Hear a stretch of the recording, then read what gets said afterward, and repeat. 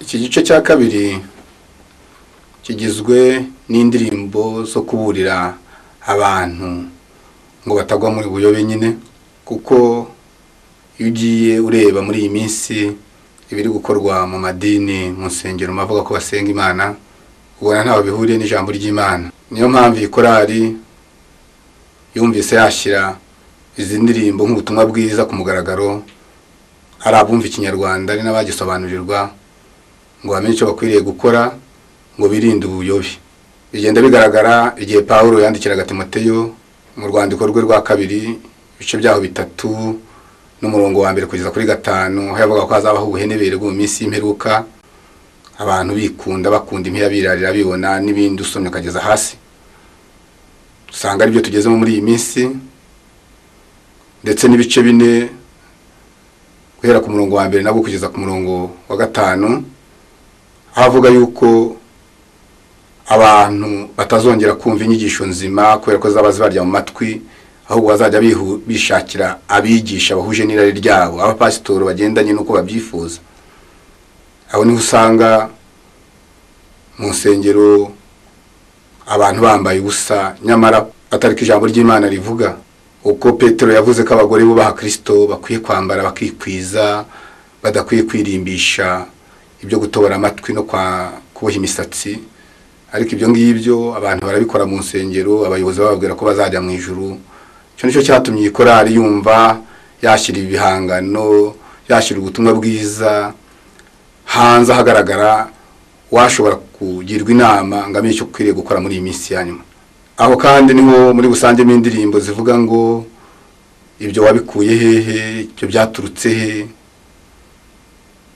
Ari naho busange indi ndirimbo ivuga ngo kuza kwe buryo kuzabanzirizwa n'ubuyobe bwo mu rwego rwo hejuru, aho usanga uyita umukozi w'Imana ahamagara abantu mu rusengero akabahuha umwuka wo mu kanwa ke, abandi akabasiga amavuta, ugasanga abantu ngo barigaragura hasi nk'abahwereye, akababwira ko abahaye umwuka wera. Ariko dusoma byakozwe n'intumwa ibice 2 hereye kuri uwo murongo wa 1, havuga uburyo bari bahuje umutima, bari mu nzu umwuka wera akabatungura, abantu bakavuga ku rundi rurimi, bagahabwa impano, bagahanura.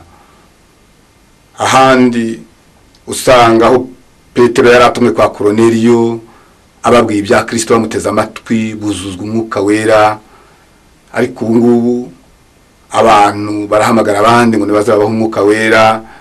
Ibyo ni ubuyobe, kandi abantu benshi ko bijyanye n'irari ryabo barabihururira. Ariko natwe twumvise iyi korari yahaguruka igashyira urushyi ku munwa ikaburira abantu. Cyo nicyo cyatumye izi ndirimbo twumva twazishyira ahagaragara, ubutumwa bwiza babwumvise, mutima nama n'umwuka wera ukabateka icyo bakwiye gukora. Imana ibaho umugisha.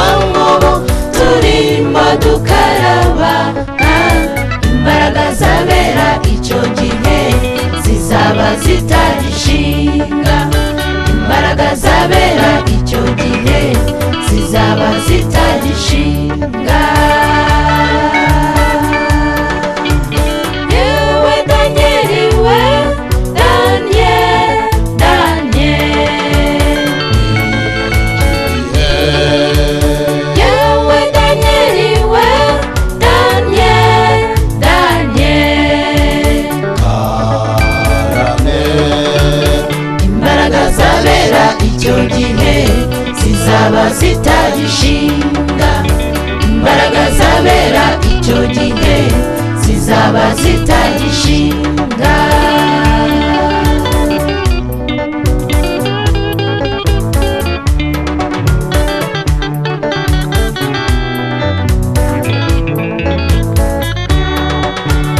Mwami Yesu imirimo ye irangiye, yajyanye n'abigishwa be ku musozi wa Elayono, atangira kubahamiriza ati umwana w'umuntu ndatashye, yesubiye mu bwiza bwiyanumye kandi zagaruka mbajyane.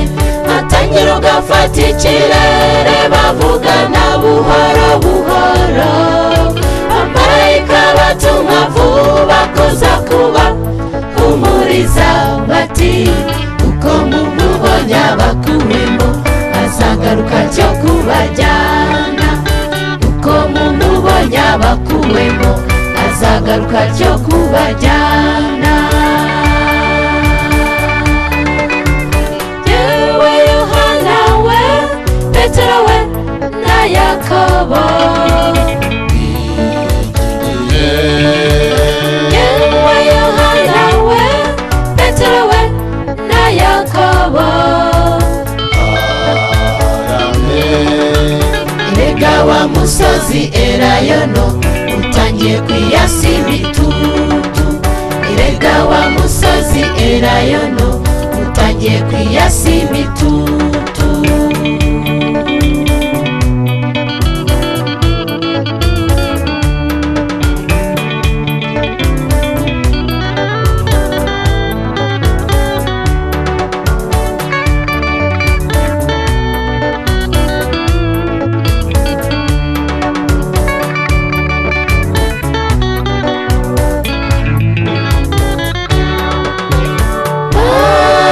Bato mubaze mumenye,